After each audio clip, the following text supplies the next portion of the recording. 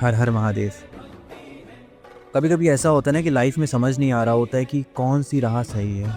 Life में पूरी तरीके से अंधेरा आ जाता है। तो पता है महादेव आपको कैसे कैसे बाहर निकालते हैं, कैसे आपका हाथ पकड़ते हैं, कैसे आपको वहाँ तक पहुँचाते हैं जहाँ तक कि आपको जाना चाहिए। आपकी इन शॉर्ट आपकी उस मंजिल तक पहुँचाते हैं जिस मंजिल को आप पाना चाहते हो। तो मैं, मेरा पूरा परिवार, मेरे भाई बहन सब लोग समर वेकेशंस पे माँ पूर्णागिरी के दर्शन करने के लिए गए।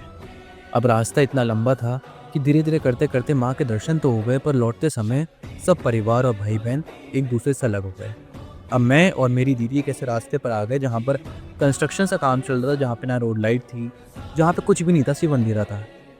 हमारे फ़ोन की बैटरी भी सिर्फ 2% बची थी।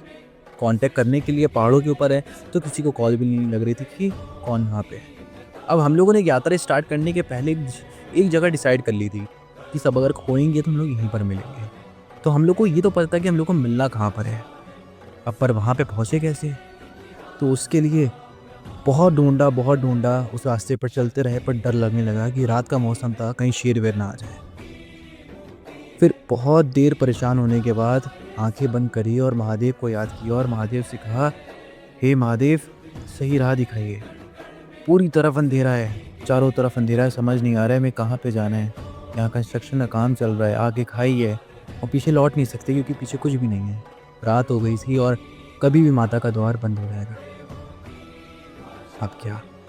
2 मिनट हुए होंगे, वहीं से एक अंकल आए, पूरी भीड़ को लेकर थे और उनके हाथों में फ्लैश लाइट थी। उन्होंने दिखाया कि पूछने लगे, लाला क्या हुआ?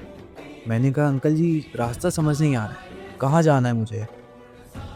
डिसाइड तो है कि कहाँ मिलना है, पर वो कहाँ तक पहुँचे हम लोग? कैसे कैसे हम लोग यहाँ से बाहर निकले? तो उन्होंने कहा, लाला बस सीधे चलता रहे, कहीं ना मुड़ना, तो अपनी मंजिल तक पहुँच जाएगा। अपने परिवार से तेरी मुलाकात हो जाएगी।